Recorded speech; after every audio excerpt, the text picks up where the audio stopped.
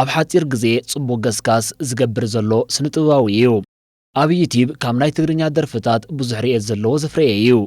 ከም ሰብ ትሕትና ዘለዎን ብዙሕ ሰብ ክፈልጠኒ ኣለዎ ዝብልን ኣይኮነን። ብዙሕ ከም ዘየፍረየን ንመጻኢ ብዙሕ ከፍሪ ምዃኑን እዩ ዝኣምን።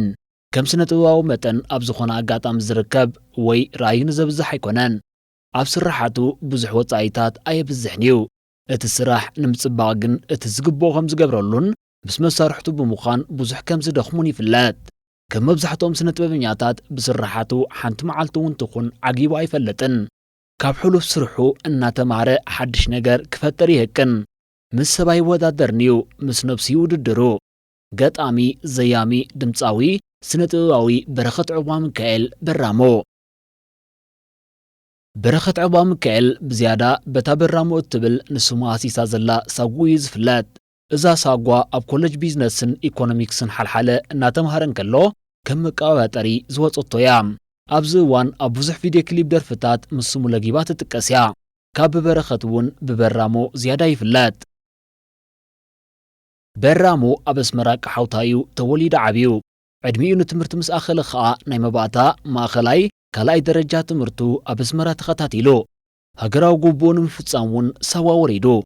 ኣብ ሳዋ ንሓደ ዓመት ጉቡእ ኣካዳምያውን ወታደራውን ትምህርቲ ድሕሪ ምክትታል ኣብ ሃገራዊ መልቀቕ ፈተና ማትሪክ ናይ ዲግሪ ነጥብ ስለ ዝረኸበ ናብ ኮሌጅ ማይ ነፍሒ ተጸምቢሩ ን4 ዓመታት ድሕሪ ምምሃር ብዓውዲ ፋይናንስ ክምረቕ ክኢሉ።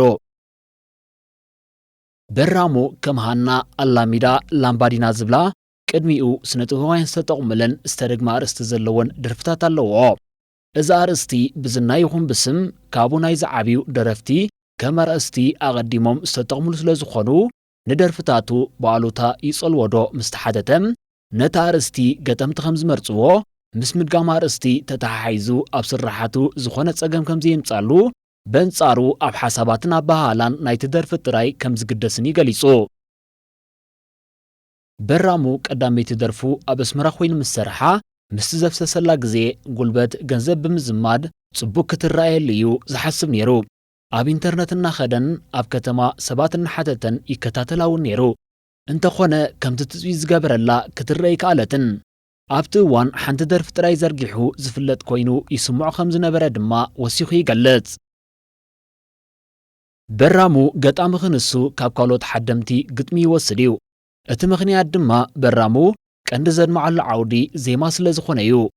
በዝተደሪኹ ካብ ዝተፈላለዩ ስነ-ጥበባውያን ግጥሚ ክቕበል ንሪኦ። ዜማ ከይተረፈ ክቕበል ከም ዝሓስብ እውን ብጋህዲ ይዕልል እዩ። በረኸት ከም ስነ-ጥበባዊ ካብ ናይ ስነ-ጥበብ ስድራ ቤት ዝተወልደ ኣይኮነን። መርሃዊ ዕቑባ ሚካኤል ዝበሃል መናእስ ሓዉ ግን ኪቦርድ ይጻወት እዩ።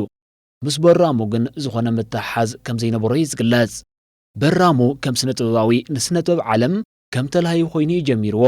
ምስ ግዜ ዓቕምን ብቕዓትን እናደለበ ኣብዚ ሞያ ኣለዉ ካብ ዝበሃሉ መንእሰያት ስነ-ጥበባውያን ሃገርና ክኸውን ክኢሉ። በራሙ ኩለን ኮሌጃት ርእሰን ክኢለን ከይተፈላለያን ከለዋ ኣብ 2006 ኣብ ኮሌጅ ማይ ነፍሒ እዩ ትልሂት ፈሊሙ። ኣብ ሂፕሆፕ ዝበሃል ቅዲ ትልሂት ይነጥፍ ነይሩ።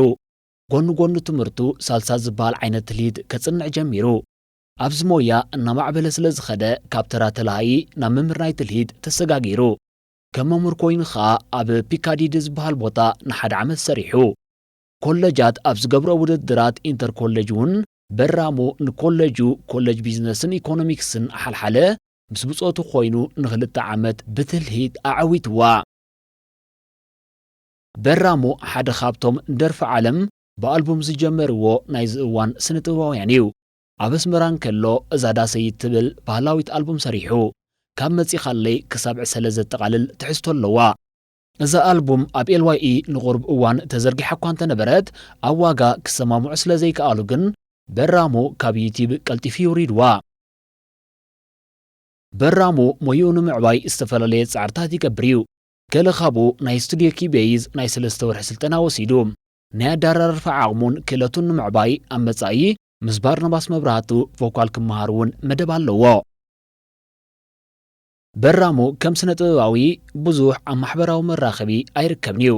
ቃለ ምሕትት እውን ገይሩ ኣይፈልጥን እዩ። እቲ ምኽንያት ከዓ ኣብ ስራሕ ጽሙድ ስለ ዝኾነን ከም ሰብ ከዓ ሓፋር ብምዃኑን እዩ። ስራሓቱ ግን ካብ ልሳኑ ከይተጸበዩ ባዕሎም ይዛረቡ እዮም። በራሙ መርዓታት እውን ይሰርሕ ነይሩ እዩ ብዘይካዚ ኣብ ቀረባ እዋን ኣብ ኤውሮጳ ቱር ብምግባር ኮንሰርትታት ክሰርሕ መደብ ኣለዎ በራሙ ንብዙሓት ዓበይትን ንኣሽቱን ስነጥበባውያን ሃገርና ዜማ ሰሪሕሎም እዩ ክሳብ ሕጂ ድማ 300 ዝኾኑ ዜማ ደርፍታት ኣፍርዩ ይርከብ ካብዚኦም እቶም 20 ዝኾኑ ጥራዩ ኣብ ናቱ ደርፊ ዝተጠቕመሎም በራሙ ዜማ ዝገበረሎም ስነጥበባውያን ብዙሓት እኳ እንተኾኑ ከም ዓባይ ድምፃዊት ሄለን መለስ ተስፋ ኣለማራፋይ ንቆርጫጭ ሰሎምየ ማሕራይ ነህምያ ዘርኣይ ከም ኣብነት ክንጠቕሶም ንኽእል በራሙ ነቲ ዘይነጽፍ ሩባ ናይ ዜማ ዓቕሙን ብቕዓትን ንምዕባይ ዝተፈላለየ ጻዕርታት ይገብር እዩ ገለ ካብኡ ናይ ሃገርና ይኹን ናይ ካልኦት ሃገራት ዜማታት ይሰምዑ ምስ ናቱ ክእለት ሓዊሱ ኸኣ ንኻልኦት ደረፍቲ ይኹን ንባዕሉ ዋሕለ ዜማ ይሰርሕ ሰለስተ ኣሕዋቱ ንበራሙ በብሞይኦም ኣብ ስነ ጥበብ ዝነጥፉ እዮም መርሃዊ ኪቦርድ ዝሃርምን ደራፍን ክኸውን እንከሎ ጳውሎስ ሳላይ ልያ ድማ ሜካፕ ኣርቲስት እያ ስለዚ ካብቶም ደረጃ ስድራ ኣብ ስነ ጥበብ ተዋፊሮም ዘለዉ እዮም ብሓንሳብ ኮይኖም ተደጋጊፎም እውን ክልተ ግዜ ሰሪሖም ይፈልጡ እዮም ኣሕዋቱ ብዙሕ ከም ዝድግፍዎን ኣብ መጻኢ እውን ብሓንሳብ ክሰርሑ መደብ ከም ዘለዎምን እዩ በራሙ ዝዕልል በራሙ ንፉዕ ደራፋይ እዩ ኣብ ዝተፈላለየ እዋን ዝደረፎም ብርክት ዝበሉ ደርፍታት ኣለውዎ ክእለት ኣደራርፉ መሳጢ ድሃይ ጥዑም ኣየናይ ደርፊ ምስ ሕብሪ ጎረሩ ይኸይድ እውን ይፈልጥ እዩ ንሓደ ደራፋይ ብቑዕ ካብ ዘብሎ ረቓሒ እዋን ሓልዩ ብተምሳጥ ንላዕልን ታሕትን ክወፅእ እንከሎ ኸኣ ብክእለቱ ትድነቕ በራሙ ኩሉ መድያዊ ስነ ጥበበኛ እዩ እንተደለየ ይገጥም ባህብ ዝበሎ ይዝይም ካብ ምስ ካልእ ደራፋይ ዝያዳ ምሳይ ሰማማዒሉ እንተሓሲቡ እውን ባዕሉ ይደርፎ እዚ ኸኣ ዘይጽንቀቐ ቀለም ዘይነጽብ ባሕሪ ዜማ ወናኒ ጥዑም ድሃይ ምዃኑ ሻቡ ይበርሃልካ እዚ ኸኣ ህያው ምስክር ናይቲ ዘይውዳእ ዓቕሙ እዩ በራሙ ብርክት ዝበላ ደርፍታት ኣፍርዩ ብዘለዎ ጥዑም ድሃይን ብሉፅ ክእለት ኣደራርፋን ምስቲ ዝገብሮ ምስ ዜማ ዝኸይድ ምንቅስቓስ ኣብ ዩቲዩብ ብዙሕ ተዓዛቢ ዘለዎ ይርሓሰና ትሕዙለይዶ ሃና ኣላሚዳ ላምባዲና ዝብላ ደርፍታት ከዓ ገለ ካብ ስራሕቱ እየን ዝኾነ ሰብ ኣብ ዝኾነ ዓውዲ ይሃሉ ብዘየገድስ ናቱ ሞዴል ክህልዎ ንቡር እዩ እዚ ሞዴል ኣብዚ ሞያ ብዙሕ ኣበርክቶ ዝገበረን ፍሉጥን ክኸውን ይኽእል ኣብዚ ሞያ ልዕሌኻ መሳሊ ዝደየበ እውን ክኸውን ይኽእል እዩ እዚ ድማ ናብቲ ናቱ ደረጃ ንምብጻሕ ኣበርቲዕኻ ክሰርሕ ይገብረካ ጻዕርን ድኻምን ሓዊስካ ናብ ጎደና ዓወት ከም እትምርሽ ስለ ዝገብር እውን እቲ ካልእ ጽባቐ እዩ ስለ ዝኾነ በራሙ እውን ንተስፋ ኣለማራፋይ ንቆርጫጭ ከም ሞዴሉ ዝርኦ ኣብ ዕድመ መንእሰይ ዘሎ ሰብ ካብቲ ዘበርኮቶ ንላዕሊ ኣብ መጻኢ እንታይ ኸበርክት ዝሕተት ስነ ጥበበኛ በራሙ እውን ክሳብ ሕጂ ብርክት ዝበሉ ጥበባዊ ፍርያት ናብ ህዝቢ ከቕርብ ጸኒሑ እዩ ንመጻእኻ ከም በዓል ስነ ጥበባዊ ብርሃነ ዘምኬል ወድናዙ ኣብርሃም ዓለም ኣቢ ብዜማ ዝተሳተፍዋ ሓዳስ ኣልቡም ኣብ ቀረባ እዋን ናብ ህዝቢ ክዘርግሕ ምዃኑ እዩ ዝገልጽ ንሕና እውን ብወገንና ከም ሓሳቡ ባህጉ ክሰምር ንምንየሉ